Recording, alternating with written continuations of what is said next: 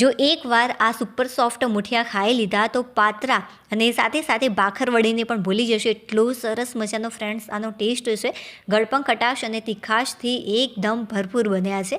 જ્યારે તમે મુઠિયા એકવાર તમારા ઘરે બનાવશો તો 100% હું ગેરંટી સાથે કહી શકીશ કે આ મુઠિયા ખાવા માટે પડાપડી થઈ જશે. અને હા, જે દૂધીના મુઠિયા છે, મેથીના મુઠિયા છે, એ તમે ખાવાનું જ ભૂલી જશો. આપણે એક પણ પ્રકારના લોટનો ઉપયોગ કર્યા વગર ફટાફટ બનતા સરસ મજાના ટેસ્ટી આ મુઠિયા બનાવીશું. વાવ ફ્રેન્ડ્સ, મેં આનો ટેસ્ટ કર્યો, ખરેખર ખૂબ જ ટેસ્ટી લાગે છે. અને હા ફ્રેન્ડ્સ, ખાસ બાબત એ હું તમને કહેવા માગીશ કે આ રેસિપીની અંદર જે વઘાર હું કરું છું ધ્યાનથી જોજો.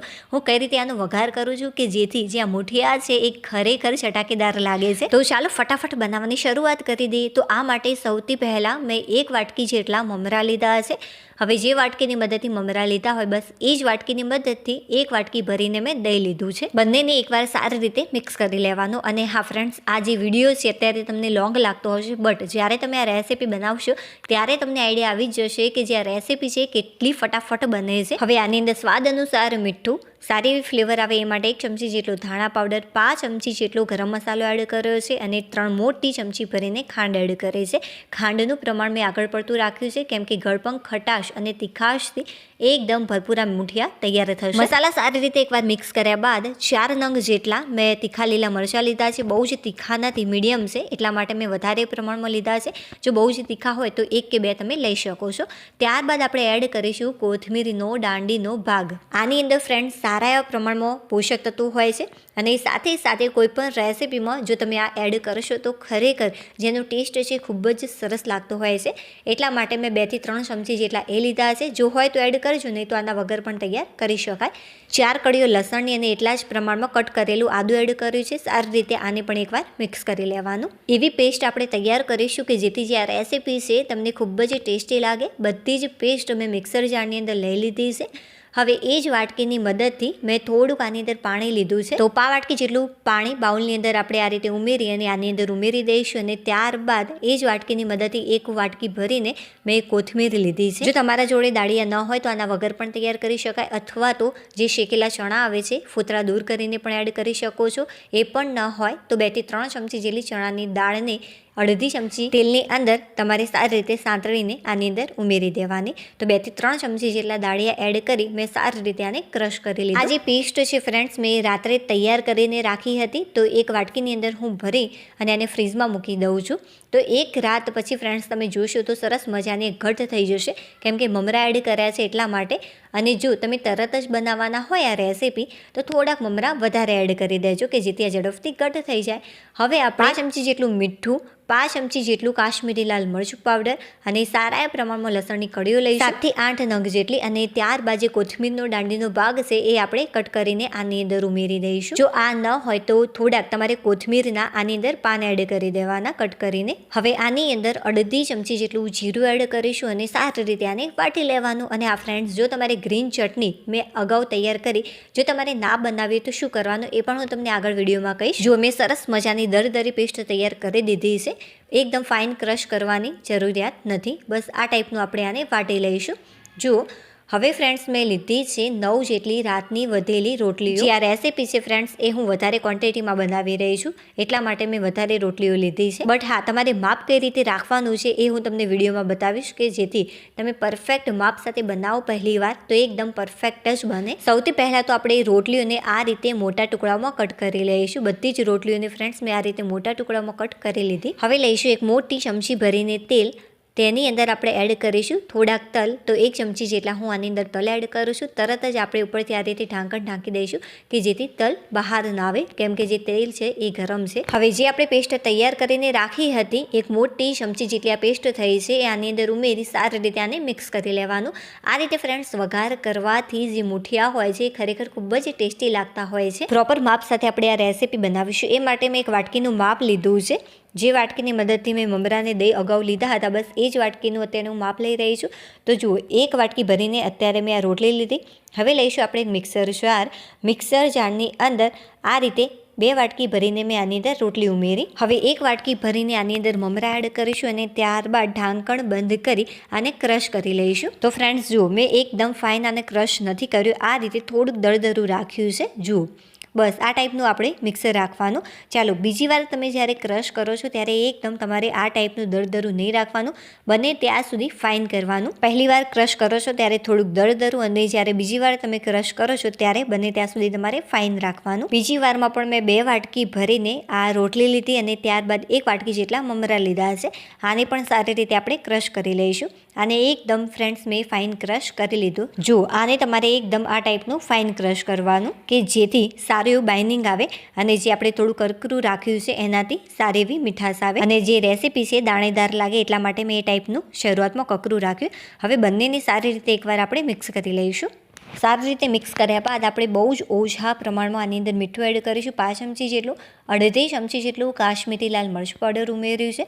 સારી એવી ફ્લેવર આવે એ માટે 1 ચમચી ભરીને ધાણા પાવડર, થોડીક આની અંદર હળદર એડ કરીશું, 1.5 ચમચી કરતાં ઓછી અને 5 ચમચી કરતાં થોડીક વધારે. બહુ જ સરસ આનો ટેસ્ટ લાગે ફ્રેન્ડ્સ, એ માટે ચોક્કસથી અજમો એડ કરજો કે જેથી બહુ જ સરસ આનો ટેસ્ટ આવે. તો 1.5 ચમચી ભરીને મેં અજમો આ રીતે હાથથી ક્રશ કરીને એડ કર્યો છે, મતલબ કે મસળીને એડ કર્યો છે. હવે બધા જ મસાલા રોટલી સાથે એકવાર તમારે મિક્સ કરી લેવાના. ફ્રેન્ડ્સ, તમે ક્યારે વિચાર્યું પણ નહીં હોય કે બાફ્યા વગર રોટલીના આટલા સરસ મજાના મુઠિયા પણ તૈયાર થઈ શકે છે. હવે સારા એ પ્રમાણમાં કોથમીર એડ કરી દઈશું. તો 4 થી 5 મોટી ચમચી ભરીને મેં કોથમીર એડ કરી છે. આને પણ એકવાર મિક્સ કરી લેવાનું. અને હા ફ્રેન્ડ, કોથમીરની જગ્યાએ મેથીનો પણ ઉપયોગ કરી શકાય છે. બંને બહુ જ સરસ લાગતા હોય છે અને બંનેને મિક્સ કરીને પણ એડ કરી શકાય. જે આપણે વઘાર તૈયાર કરીને રાખ્યો હતો એ બધો જ વઘાર આની અંદર ઉમેરી અને હાથની મદદથી સારી રીતે આને મસળી લેવાનું કે જેથી સરસ મજાની આની ફ્લેવર બધી જગ્યાએ બેસી જાય. આ વઘાર ફ્રેન્ડ્સ ખરેખર મુઠિયાનો જે ટેસ્ટ છે એ વધારી દેતો હોય છે. જો ફ્રેન્ડ્સ, જે પેસ્ટ આપણે તૈયાર કરી હતી અત્યારે સવાર પડી ગઈ છે, 1 રાત સુધી મેં આને રહેવા દીધી હતી. વાવ, જુઓ બની ગઈ છે ને એકદમ ઘટ.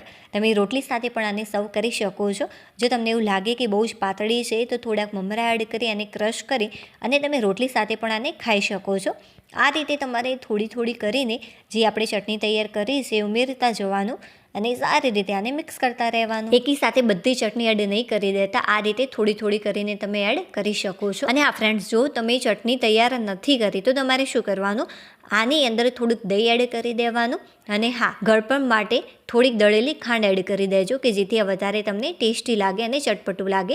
તો ગળપણ ખટાશ અને તીખાશથી એકદમ આ ભરપૂર મુઠિયા બનીને તૈયાર થઈ જશે. જો ઘરમાં દહીં ન હોય તો છાશથી પણ આ રેસીપી તૈયાર કરી શકાય છે. અને જો છાશ પણ ન હોય તો થોડોક લીંબુનો રસ એડ કરી દેજો અને પાણીથી પણ તમે આ લોટ તૈયાર કરી શકો છો.